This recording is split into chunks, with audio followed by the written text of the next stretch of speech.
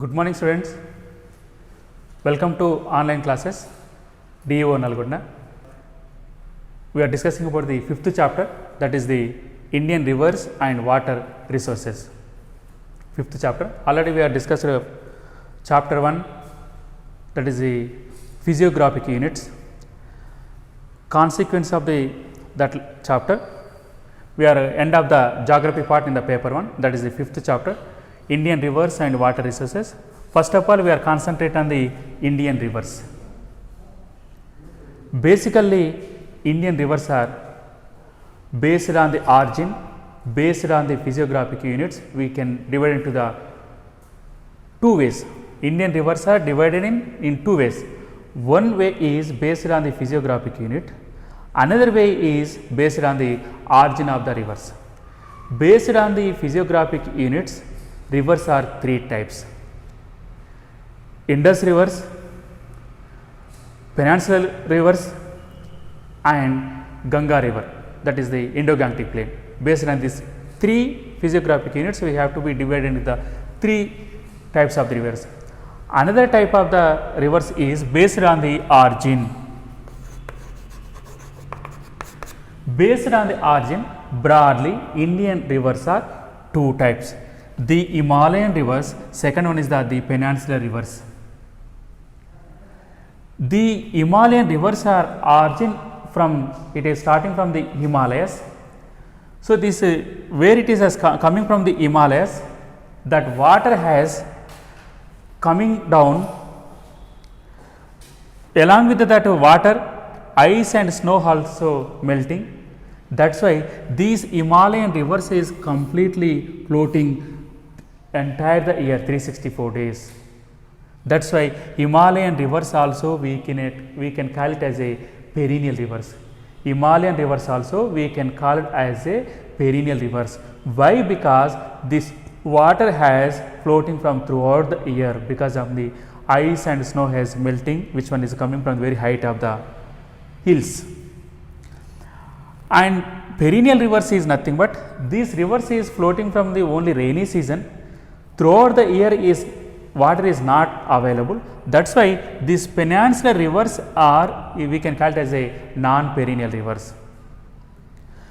When coming to the Himalayan rivers, these Himalayan rivers has created on the earth V-shaped valleys. This V-shaped valleys is created by Himalayan rivers. This V-shaped valleys is created by the Himalayan rivers. In the process, how it is created? Coming to the point, Himalayan rivers is starting from very height of the hills. That water is coming to the towards to the south, entering to the Indo-Gangetic plain. Wherever it will be, water will be entering to the northern plains. When the water is coming to the very height of the place to the to the bottom of the earth, on the bottom of the earth it has created by the V-shaped valleys. Why? Because water is coming from the very height of the place. That is why these V-shaped valleys has created. So, he may be asking, V-shaped valleys is created by the Himalayan rivers or peninsular rivers? Himalayan rivers. Now, we are discussing about the one by one Himalayan rivers. On the Himalayan rivers is the Himalayan rivers in India, three rivers is there: Indus river, Ganga river and Brahmaputra river. Now, we are discussing about the one by one. We are coming to the Indus system, the Indus system. The Indus river has originating from Himalayas, where it has Kailas range in the Himalayan ranges nearby the Tibet. Near it to the, in the point is Lake Manasa Sarovaram. Indus river is originating from the Kailas range in Tibet, which is nearer to the Lake Manasa Sarovaram, which is started. Afterwards, it has floating to the towards to the south. Indus river has entering to the Jammu and Kashmir. Then it is entering to the Punjab. Afterwards, it is entering to the Pakistan. Most of the catchment area of the Indus river is spreading in Pakistan, less percentage in India. Most percentage of the catchment area of the Indus river is spreading in Pakistan, less percentage in India. So when it is entering to the Jammu and Kashmir, Indus river has entering to the Jammu and Kashmir, next it has coming to the Punjab. In Punjab, various tributaries has entered. Important tributaries of the Indus river is 5 in India. Important tributaries of Indus river in India 5, that is the Jhelum, Chenab, Ravi, Beas, Sutlej. These 5 tributaries is the important tributaries, which one is the merging in Indus river. So this is the information regarding to the Indus river. And second river is this Ganga system, the Ganga river. So in India, largest river is Ganga. This Ganga river has also emerging from the Himalayas. In Himalayas, it has starting point is the 2 glaciers. The 2 glaciers is Gangotri glacier and Satopnath glacier. So this is 2 different streams. Gangotri glacier is the different and Satopnath glacier is the different. These 2 streams is the different starting points. This Gangotri glacier also we can call it as a Bhagirathi, and Satopnath glacier also we can call it as a Alaknanda. These Bhagirathi and Alaknanda 2 streams are joined together at Devaprayaga, at nearby the Haridwar. Gangotri and Satopnath is the 2 different glaciers, which one is located in Himalayas. These 2 streams are joined together one particular place. That particular place name is Devaprayag in nearby the Haridwar. Then we can call it as a Ganga river. So Ganga river is the very important in Indian economic development, because of the almost all North India is the developed through the both sides of the Ganga river. And important Ganga river tributary is the Son. Majority of the major number of the tributaries are submerged in Ganga river.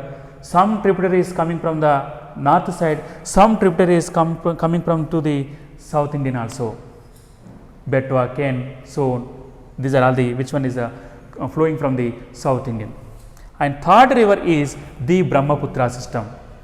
This is also one of the Himalayan river in India. This is the Brahmaputra river also starting point in the Himalayas. So which one is the Chemyangdang glacier. This Brahmaputra river has starting from the Chemyangdang glacier.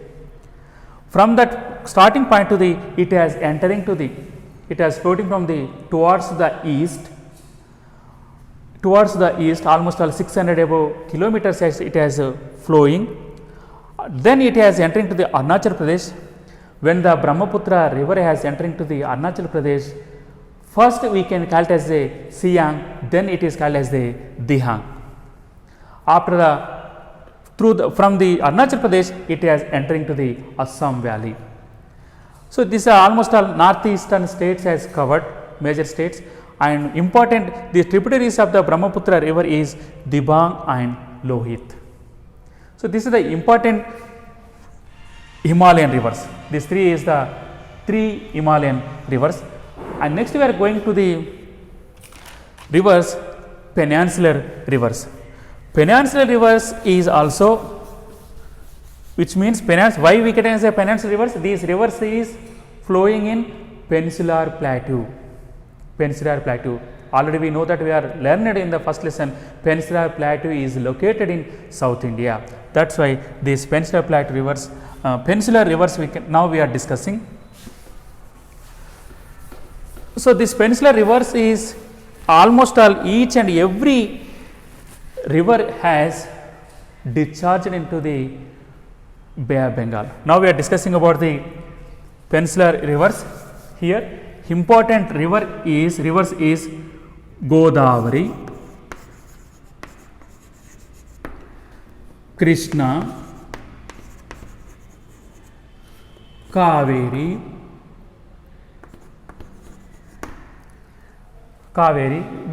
these are all the South Indian rivers. So this rivers is peninsular rivers is flowing from west to east. Why? Because Peninsular Plateau is the slightly tilted towards to the east. That's why South Indian all rivers has floating from west to east only, except two rivers is floating from east to west. In India only two rivers are floating from east to west, that is the Narmada, Tapati.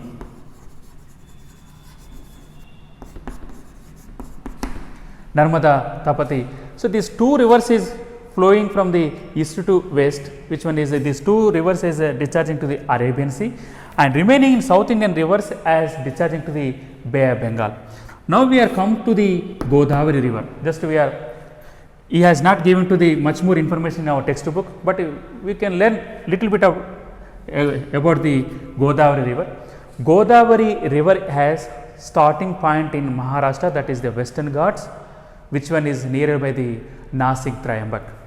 Godavari river has a starting point in Maharashtra, that is the Nasik Trayambak, that is the which one is located in Western Ghat. Then it has entering to the Telangana state nearer to the Basra. It has a Adilabad district, Basra. It has a Godavari river is entering to the Telangana state. Then it is entering to the Andhra Pradesh. So, in Andhra Pradesh nearby the Rajamandri, so Dhavaleshwaram project. So, after the Rajamandri it has submerged into the Arabian Bay of Bengal. Godavari river is starting in Maharashtra near the Western Ghats. That place is Nasik Trayambak.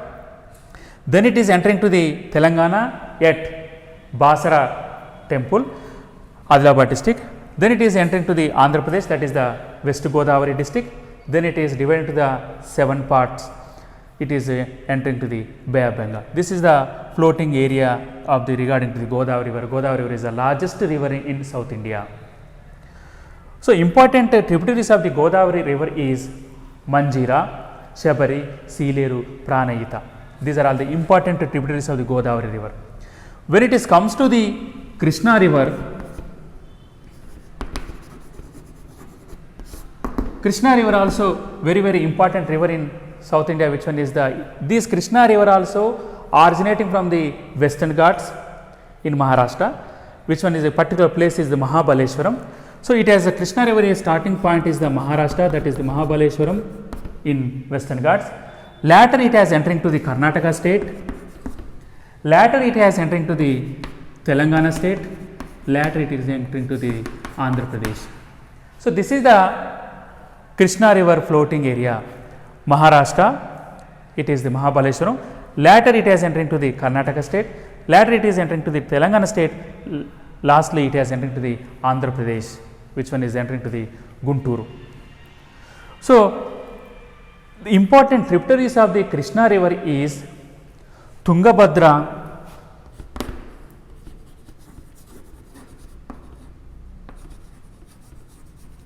Tungabhadra and Moosi is the important tributaries of the Krishna river. Tungabhadra river and Moosi river is the important tributaries of the Krishna river. This is the information regarding to the major important rivers regarding to our Indian drainage system. These are all we can also we can call it as a Indian drainage system. We can rivers also we can call it as a Indian drainage system. This Indian drainage system is broadly two types, Himalayan rivers and peninsular rivers. Himalayan rivers is the 3 Indus, Ganga and Brahmaputra. Peninsular rivers is the many rivers is there, but important rivers is Godavari, Krishna, Kaveri. So, these are the important information regarding about the Indian drainage system. Later on we are moving to the water use. So, in our daily life water is the very important. Why? Because water is the major role in human development and our civilization. If you take any civilization, olden days, Indus civilization, Mesopotamian civilization, Persian civilization, Egypt civilization, if you take any civilization, these civilizations are started wherever is the water is available, that place is developed as a important civilization. That is why water is the very important. So, now we are coming to the water use.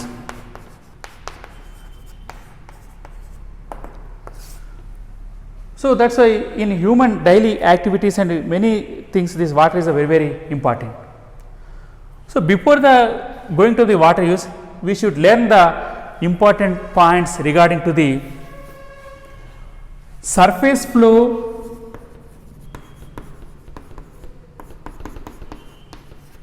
and groundwater. We should learn these two concepts before the going to the discussing about the water use. Surface flow and groundwater. Surface flow is nothing but which water is spreading onto the floating on the earth surface during the rainy season, which water is floating from the one place to the another place, either are streams, either are canals, either are any small streams or big streams, that water we can call as a surface flow. Which water is running on the earth surface, which water is moving on the earth, it is moving on to one place to the another place. Generally water is floating from the higher area to the lower areas. So, that water we can call it as a surface flow. This during the while the surface water is floating on the earth surface, at the same time water is percolating to the earth. That water will be percolating into the earth, automatically that groundwater levels has increased. In Telangana last 1 month back we have a experience full of the rains, that is why each and every district is the recorded groundwater tables has increased compared to the last 10 years. So, this groundwater table is which one is the available inside of the earth. This is also we can call it as the stock. So, surface flow is nothing but which water is flowing on the earth surface. So, water is useful for the many different ways. Important is the water is used for agriculture,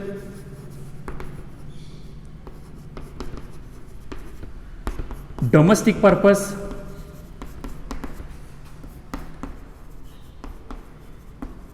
and industrial purpose. Water is mainly we are using of the three ways. First one is the agricultural purpose, second is the domestic purpose, third one is the industrial purpose. In agriculture, water is very important. If you take our India, 40 million hectares of the land is flood prone area, at the same time 40 million hectares of the land is drought prone area, which means one side is the excess water is there in India, another side is the lack of water. So, that is why in agriculture water is very important. In crops, if you take the any crops, for example cotton or whatever it may be, if you take the any crop, if it is the more water will be, more rains is there, automatically that more water will be affected on the roots. Already we are experienced last 1 month back in Telangana, the cotton crops has damaged due to the heavy rains, because of that roots has damaged. So, in agriculturally, if the water is more, automatically that roots has damaged, that crops will be affected. If it is that there is no water, what will happen? That crops will be dries up, that crops will be wilt. In domestic purpose, in poor man or rich man, whatever it may be, irrespective of the gender and economical position, each and everyone has minimum required certain liters of the water is required daily our activities. So, domestic purpose, cleaning the cloths, washing the cloths and cleaning the bowls, what it may be, from morning to evening we are different purpose we are using of the domestic purpose. So, it is compulsory we are using that water is very important. And industrial purpose, so manufacturing of the any good, if you take this piece of chalk, it is requiring of the water. If you take the any material, this table, chair, iron, bricks, cement, if you take the any material which one we are utilizing in the daily activities, that process of the manufacturing, this water is very important. So, in industry also water is very important. So, the different purpose we are using of the water usage. But and next one we are coming to the another two concept, that is the stock and inflow. Stock and inflow. Another two concept also very important. Stock means, suppose if you take the one tank, the tank as having to the inlet pipe and outlet pipe. This is the tank as having to the inlet pipe. This is what we call inlet pipe. This is the outlet pipe. Suppose this is, we can take the, this is the tank. So which one has having to the, suppose if you take the one tank, the tank has having to the two types of the pipe. One is the inlet pipe for the filling of the water. Another one is the outlet pipe, which one is the supplying the water to the different various taps.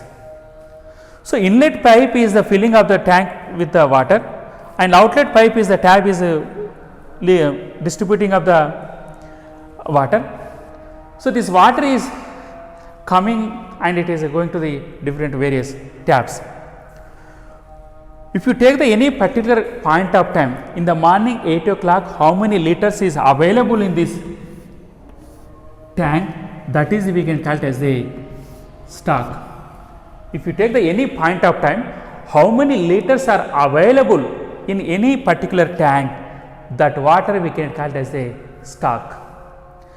And how many liters are we are received from that particular tap, that water we can call it as the inflows. Stock and inflows. So this inflows also, it is inside of the, we are coming to the earth. So in groundwater levels, when the surface flow is the on the earth, water is flowing one place to another place, while water is percolates in the inside of the earth, that water is becoming as a stock. Already existed water in the inside of the earth, water is called the stock. So from that where it is available in the groundwater in the as a stock, the stock of the water we are digging of the very depth of the borewells, we are digging of the very depth of the borewells, we are drying up the water. Automatically what will happen? Everybody has concentrating of the drying of the water from the very depth of the earth. Nobody has not concentrated how to improve the groundwater table. How to improve the groundwater table for the increasing of the storage of the capacity in the inside of the earth. Everybody is concentrating of the drying of the water from the digging of the very depth of the borewells, but nobody has concentrated how to improve the groundwater tables in inside of earth. So that is a big problem.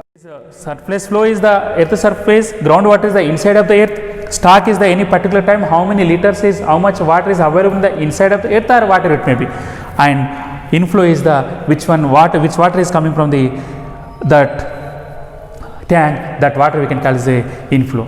So but that is the major question is, nobody has not take responsibility for the increasing of the water tables in any area, but everybody has concentrating of the drying of the water from the very inside. So that is the question. This question we will maybe discussing of the last chapter, that is the sustainable development. Later we are moving to the river. We are moving from the water use in Tungabhadra river basin. He has given one particular issue regarding to in this lesson. So because not only Tungabhadra river basin, if you take the any river basin in India, what happened, different issues are arised. So different issues are arised, particular arrest this question. So solve of this question he has given to the one example, water use in Tungabhadra river basin. We have to be discussed here. Particular one case he has given, water use in Tungabhadra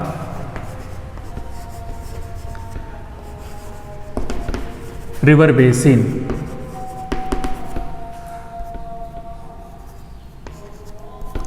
Tungabhadra river basin. So as we know, Tungabhadra is the largest tributary of Krishna river.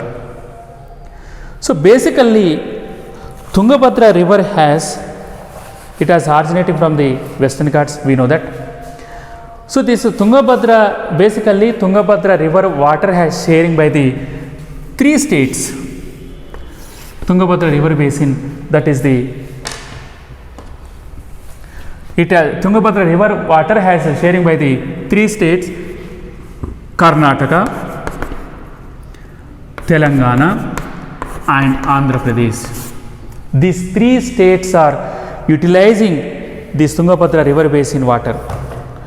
Basically, Tungabhadra river has total catchment area is minimum 71,000 kilometers squares, almost above the 71,000 million kilometer squares of the total catchment area.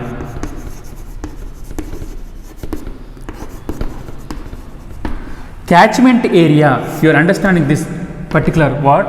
Catchment area is nothing but through that river, how much land has irrigated, how much land has benefited from that particular river is called catchment area.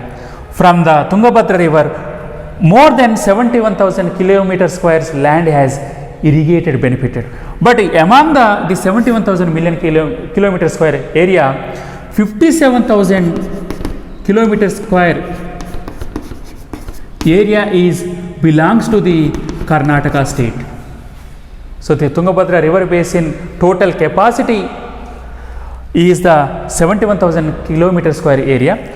From this 57,000 kilometer square area belongs to the Karnataka state. So this Tungabhadra river basin we can divide into the 2 parts. One is upper catchment area,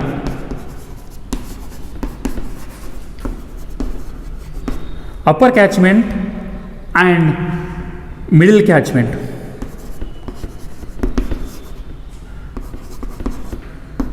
And second one is the lower catchment area.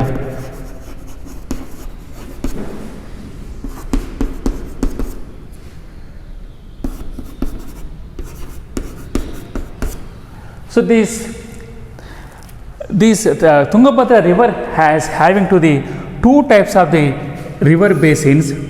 First one is the upper catchment area and middle catchment area, which one is located in Karnataka state. And second catchment area, 2 types of lower catchment area, which one is located in Telangana and Andhra Pradesh. We are coming to the Tungabhadra river basin, upper catchment area and middle catchment area, which one is under coming of the Karnataka state. This area, particular in Karnataka, it is very well developed in agriculture. Irrigation facility has well developed. Irrigation canals has developed. Most of the farmers are cultivated paddy and sugarcane. So agriculturally very prosperous in Karnataka state. And we are coming to the lower catchment area, that is the Telangana state and Andhra Pradesh. This area, this lower catchment area, Telangana state and Andhra Pradesh states, most of the farmers are utilized for the agriculture purpose. They are using of the tube wells, and these people are doing as a agriculture semi-arid crops, that is the bajra, jowar. And upper catchment area is which crops are very requirement of the more water, that is the paddy and sugarcane as cultivated. But here without water, that is the semi-arid crops are cultivated. This is the slightly difference between upper catchment area and lower catchment area. But here Tungabhadra river basin, what happened? People are encroachment of the government land is very common. Which means tanks of the nearer by the Tungabhadra river, both sides of the river area has encroachment of the people for the agriculture purpose. So this is the agriculture purpose. For the doing of the agriculture, most of the people are occupied, which one is the both sides of the Tungabhadra river, canals, all those things. That's why it will be the people, those who are encroached by this land, these people are cleared by the forest, these people are cleared by the debris or all those things, that land will be converted into the cultivable land. So when the people are encroached by this land and cleared by the forest, it is becoming as a cultivable land. Finally, what happened? This water does not percolate into the earth.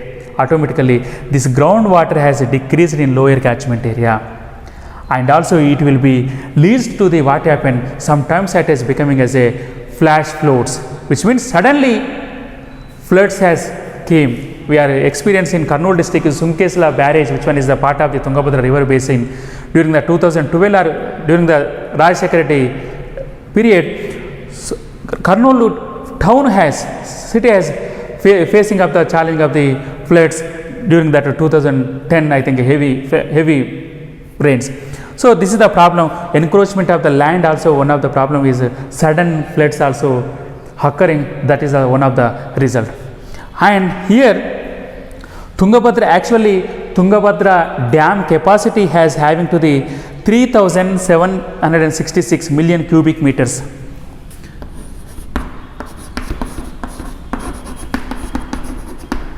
This Tungabhadra river basin total dam as capacity is the 3,766 million cubic meters. But what happened? This capacity last 5 decades or last 50 years, what happened? This capacity of the Tungabhadra river dam has come down. Tungabhadra dam capacity has come down last 50 years onwards. Almost all 849 million cubic meters is the storage capacity has come down, which means this Tungabhadra river basin dam capacity has come down because of the last 50 years onwards. Why? Because these unappropriate mining activities.